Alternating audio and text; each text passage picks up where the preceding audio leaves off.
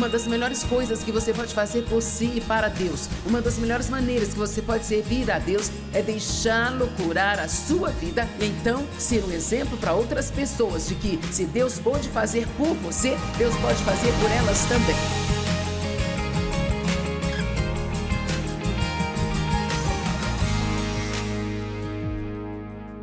Eu vou falar sobre a cura da alma de uma mulher. E sabe, obviamente os homens podem ser feridos também, mas esta é uma reunião de mulheres. Então, sinto muito, rapazes, mas vocês terão que ouvir sobre como curar a alma de uma mulher. Isso talvez te ajude a ir para casa e ajudar suas esposas a terem uma vida melhor. Quantos querem a ajuda de seus maridos para terem uma vida melhor? Amém? Tudo bem. Eu tive muita prática com a cura da minha alma e eu sei algumas coisas sobre isso e Jesus quer que sejamos inteiros, completos e inteiros. Ele morreu não só para que pudéssemos ir para o céu um dia, mas Ele morreu para que tenhamos uma vida que vale a pena viver enquanto ainda estamos a caminho de um dia irmos para o céu. E quer saber? Todos temos uma história. E a sua história é importante.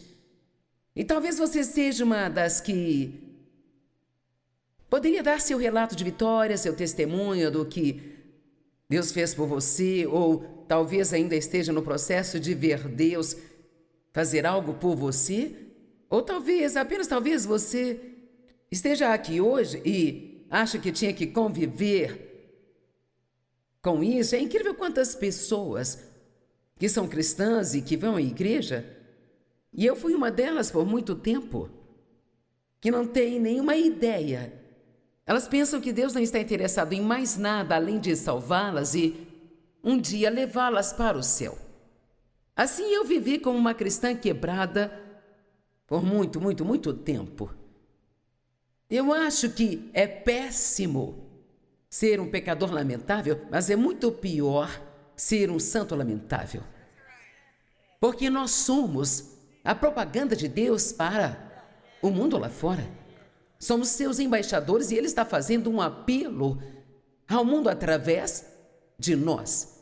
Então, é muito importante para o seu bem, também para o dele, que se você nunca fez isso antes, que você tome uma decisão hoje de que você vai até o fim com Deus e que vai ser tudo o que você pode ser nele e que você não vai viver cheia de dor e segredos e arrependimentos do passado, mas que você vai até o fim com Deus e você vai ser uma pessoa inteira e você vai ser uma pessoa feliz e vai ser uma pessoa forte e você vai ser confiante e vai manter sua cabeça erguida e vai deixar o diabo irritado todos os dias que você estiver neste planeta.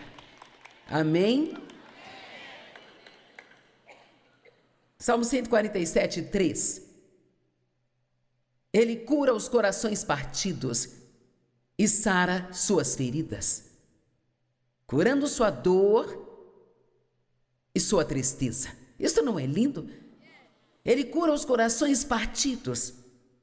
Ele sara suas feridas, curando sua dor e tristeza. Agora, sua alma às vezes é referida como seu coração, ou seu espírito, ou até mesmo às vezes sua mente, e é uma espécie de parte de tudo isso, mas sua alma não é seu espírito, mas é a sua parte interior. Quando você nasce de novo, Cristo vem viver em seu espírito e tudo se torna bom lá dentro porque Ele tem que limpá-lo e fazê-lo santo, ou Ele não poderia viver lá. Então, todas somos cuidadas espiritualmente. É por isso que nós podemos dizer sem mentir que nós temos as coisas ou que somos algo antes de realmente termos ou sermos isso. Na realidade, como eu posso dizer que eu sou a justiça de Deus em Cristo antes de eu realmente fazer tudo certo? Porque realmente sou isso, só não estou mostrando tudo isso ainda. Amém? E cara, se você se apegar a isso, O diabo é um ladrão e está pronto para roubar cada coisa bonita que Deus nos dá se não nos mantivermos firmes e apegados a Ele. Então, algumas coisas que vou dizer você pode ter ouvido antes, mas antes dessa noite acabar, pela graça e misericórdia de Deus, e vai ser assim, eu vou te dar 10 pontos sobre como ter a sua alma completamente curada. E se você seguir esses pontos, pode levar alguns anos, pode custar algumas lágrimas, pode custar algum tempo passando por coisas, mas você vai chegar do outro lado como um indivíduo inteiro, sem nenhuma evidência de que você já foi aquela pessoa bagunçada que costumava ser. Vai ser alguém que você conhece muito bem, sabe? Mas você certamente não será mais daquele jeito. Amém? Eu digo ao David que talvez ele pense que foi casado com 20 mulheres diferentes nos 50 anos em que estamos casados. Porque nós continuamos mudando e mudando e mudando. Então, a sua alma, ela é a sua parte interior. E ela é uma parte que certamente conseguimos esconder de todos aqui. E às vezes somos bons em esconder até de nós mesmos. Mas eu acho que uma das melhores coisas que podemos fazer é nos conhecer. Quero dizer, realmente conhecer a nós mesmos. E leva uma vida inteira para realmente se conhecer e ser honesta consigo mesma. Mas certamente Deus nos conhece. E assim, então, é bem possível você parecer muito bem do lado de fora e ser uma completa bagunça pelo lado de dentro. Alguém aqui é bom em se arrumar e vir para a igreja e vestir a sua cara de igreja? Mas lá dentro você está pensando, eu estou caindo aos pedaços porque isso não está funcionando para mim. A condição de nossa alma não é sentida apenas por nós, mas também é sentida por todos aqueles com quem temos relacionamentos. E, para ser bem honesta, o maior favor que você pode fazer para a sua família é ser uma pessoa saudável, bem saudável e plena. Onde eles não têm que se perguntar todos os dias qual a versão de você vão ter. Vamos lá. Sabe, o David diz, eu me lembro que eu costumava dirigir pela rua à noite e pensar, como será que ela vai estar hoje? Eu também não sabia até o diabo dizer para mim.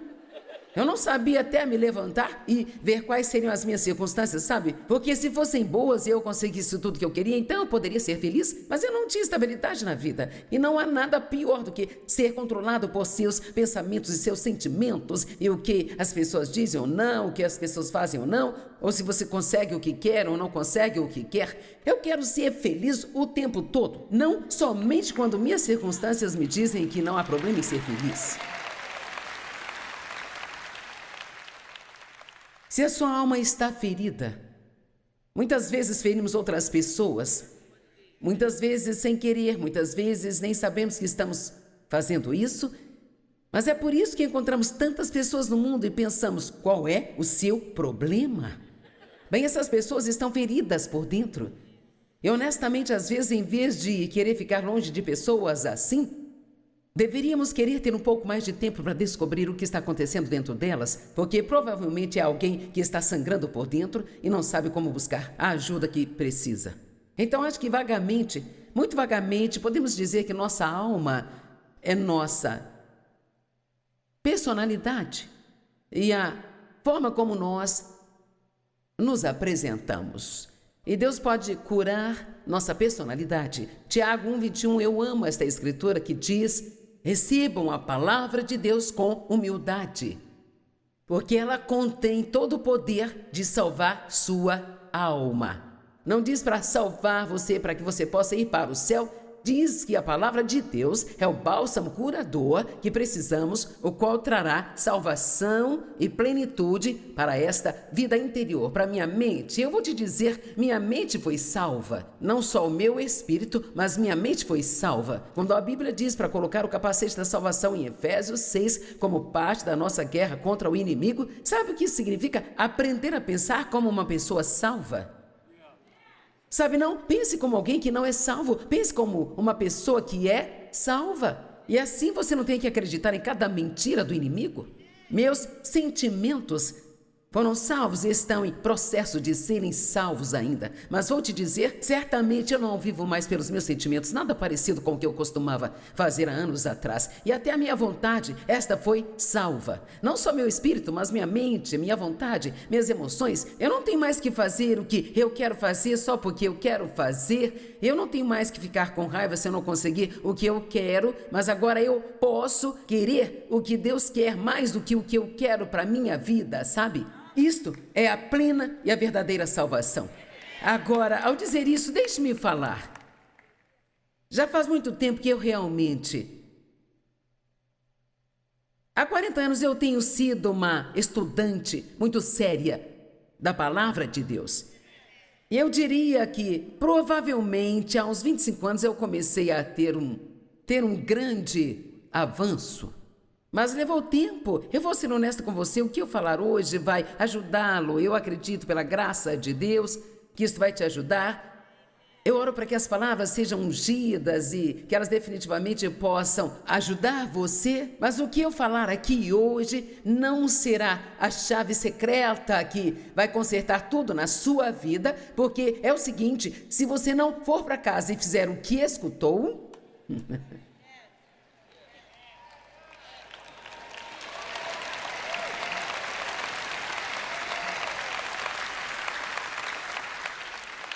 Sabe, Jesus lavou os pés dos seus discípulos. Ele disse, eu fiz isso como um exemplo para vocês. Então, João 13, no verso 17, ele disse, bem-aventurados são vocês que, sabendo destas coisas, as praticam. Se vocês as praticarem. Nós dizemos, bem, é tão difícil, essa é uma das coisas que precisamos parar de falar. Nunca mais diga isso, é muito difícil, porque pode até ser difícil, mas Deus ele não vai nos dar nada para fazer que seja difícil demais para nós fazermos. Ele é o Deus do impossível e o que Deus nos mostra para fazer, Ele nos dá a graça, a unção e o poder para fazer. Todos digam, eu consigo. Ok, já passou 10 minutos e nem cheguei ao ponto número 1. Estamos em apuros. Quando a Bíblia fala sobre ser salva, ela está falando em ser plena. Vamos pular algumas coisas aqui.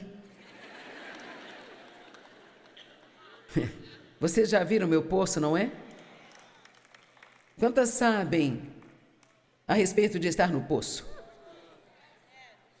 Algumas provavelmente ainda têm em algum lugar e uma tem por perto só para o caso de precisar estar lá por um dia ou mais. Nosso poço é onde vamos e sentimos pena de nós mesmos e nos lembramos de todas as coisas ruins que todo mundo já fez conosco e visitaremos o poço daqui a pouco. Eu não quero ir muito longe também. O poço, na verdade, se refere ao inferno, mas podemos experimentar um pouco do inferno aqui na terra, sabe?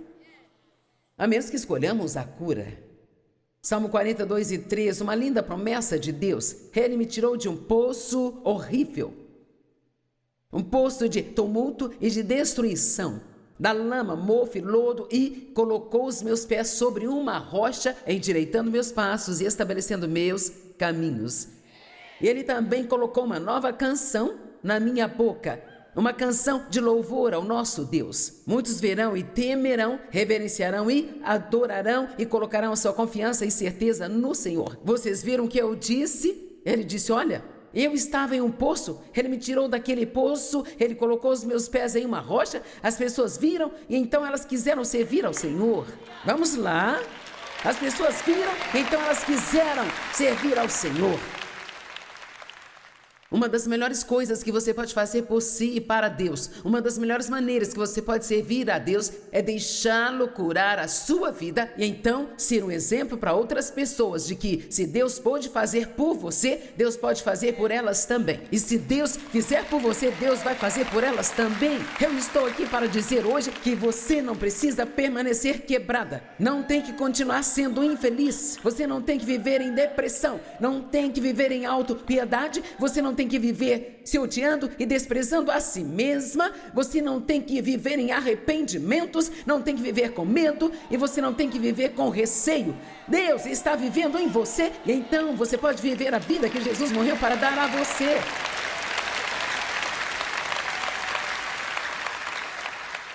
E algumas de nós seremos suas líderes de torcida para te animar, enquanto você faz sua jornada. Agora, José provavelmente é um dos melhores exemplos de como é a maneira certa de responder a um tratamento injusto. E eu tenho certeza de que ele teve dias difíceis que a Bíblia não necessariamente conta para nós, mas uau, que exemplo! E que grande relato a Bíblia nos dá de alguém que foi tão injustamente e imoralmente tratado. E ainda assim ele não estacionou no ponto de sua dor. Vamos, pessoal. Agora ele passou por todo o caminho do poço para o palácio. E querida, isso é o que Deus tem em mente para você. Você pode estar no poço, mas não tem que ficar lá, porque Ele vai tirá-lo do poço e colocar seus pés em uma rocha. Então apenas algumas escrituras aqui em Gênesis 37, e quando viram de longe os irmãos dele, mesmo antes de ele vir até eles, conspiraram para matá-lo.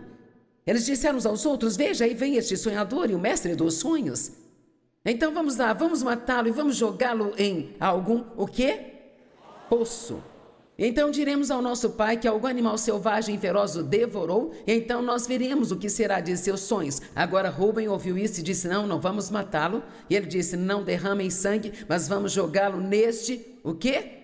Poço, ou vala que há no deserto, e não coloque as mãos nele. E ele tentava tirar José das mãos deles para resgatá-lo e entregá-lo ao seu pai.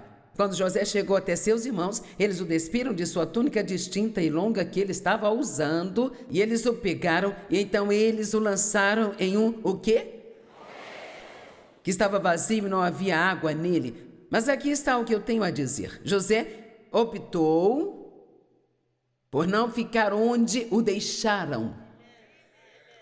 Eu não sei onde alguém te deixou, talvez alguém que você amou, confiou, te traiu e você está sentado lá agora com o coração partido, mas você não tem que ficar onde eles te deixaram. Você pode se levantar, pode sacudir a poeira, ir em frente e fazer grandes coisas para Deus. José decidiu em algum lugar dentro dele que ele ia manter uma boa atitude e que ia confiar em Deus para fazer algo por ele em sua vida. Bem, deixe-me dizer como é viver em um poço. Sentamos em nossos poços. Para mim, o meu era meu pequeno escritório. Antes de eu ter um escritório, era o banheiro. Eu adorava ir ao banheiro e ser lamentável, sabe? Algumas de vocês gostam de sentar no chão do banheiro, colocar a cabeça no vaso sanitário, chorar e ser lamentável? Vamos, seja honesta, você já foi ao banheiro e chorou? Eu demorei muito tempo, mas Deus me deu uma revelação sobre por que as mulheres gostam de ir ao banheiro e chorar. É porque tem um grande espelho lá. E assim, então, depois que você chora e chora bastante, e você está lá apenas sentindo pena de si mesma, o quanto mais consegue sentir, eu me lembro que eu me levantava completamente destruída. Se eu estivesse de maquiagem, tinha rímel escorrendo, meus olhos ficavam vermelhos, eu ficava péssima, o cabelo todo bagunçado, e eu olhava para mim mesma no espelho.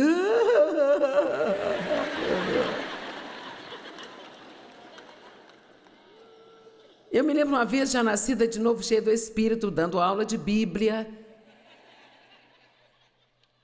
Eu estava sentada no chão do banheiro, grávida de 7 meses do meu bebê, que agora tem 37 anos, com a cabeça no vaso sanitário, sentindo pena de mim mesma. E uma das 2 vezes na minha vida que eu me lembro de algo assim acontecer, eu senti como se o meu espírito saísse do meu corpo e pairasse sobre mim e olhasse para mim. E o Senhor disse: você não acha que está ridícula? Você não acha que está ridícula? Quer saber? Já é tempo de nós realmente pararmos com isso. Vamos, eu disse que precisamos parar com isso. E nós precisamos continuar com o que Deus quer que nós façamos. E então, no meu poço, aliás, eu não me vestia bem assim quando eu ia ao meu poço, sabe? Porque se você vai sentar no seu poço, não quer ficar bonita enquanto estiver lá. Eu sentava lá e odiava as pessoas.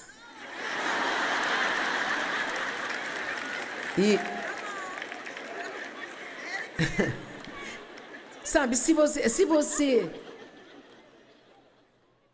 vive num poço por um longo tempo, pode muito bem decorá-lo e torná-lo um pouco agradável. E assim você terá algo quando for lá.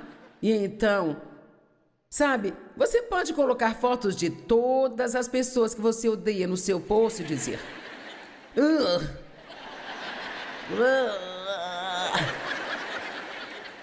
cara, eu me lembro bem. Eu me lembro de tudo que você fez comigo, sabe? Se você está achando que eu vou te perdoar, eu não vou perdoar você. Eu te odeio. Então eu ficava lá sentindo pena de mim mesma. O David joga golfe, ele nem procura entender o que eu estou passando. E quando eu tento falar com ele, ele diz: entregue seus cuidados. Apenas... só entregue seus cuidados. Então eu tinha este livro de lembranças. E eu era tão boba que eu me lembro de uma vez pegar um pedaço de papel e escrever em um pedaço de papel tudo o que eu achava que havia de errado com o meu marido. Bem, a última lista que eu fiz foi uma de tudo que achava que havia de certo com o meu marido. Deus mudou-me. Amém? Agora a questão é, nós dizemos: oh Deus, você tem que me mudar. Deus, você tem que me ajudar. Deus, você tem que fazer isso, tem que fazer aquilo. Lembra do que eu disse ontem à noite? A primeira coisa que Jesus disse a muitas pessoas que encontrou foi: levante-se. Tome a sua cama e vá embora. E o que ele quis dizer foi: levante-se, tenha alguma coragem, tire esse lixo daqui, decida que você não vai viver desse jeito mais. Nós vamos limpar a bagunça e não deixar nenhuma evidência de que você já esteve nesse tipo de situação aqui. Agora, pessoas diferentes te respondem de forma diferente quando você está em seu poço. E nós gostaríamos que todos sentissem pena de nós, nos dessem compaixão e nos ajudassem, mas nem sempre é assim, sabe? Muitas vezes, mesmo com pessoas cristãs, não é assim. Então, me deparei com isso e pensei que você se identificaria. Algumas pessoas apareceram quando eu estava no poço e me disseram: sabe, eu sinto muito por você estar aí embaixo. Não fizeram nada para me ajudar, mas disseram que sentiram muito. Um homem religioso disse: sabe, só pessoas más caem em poços, você deve ter algum pecado em sua vida. O matemático, ele calculou como eu caí no poço. Um repórter queria história exclusiva sobre o meu tempo no poço. Um fundamentalista disse: sabe, você merece esse poço. Um calvinista disse: se você fosse salvo, você nunca cairia no poço. Um armeniano disse: você foi salvo e ainda assim caiu no poço. Um carismático disse: sem problemas, basta confessar: eu não estou no poço.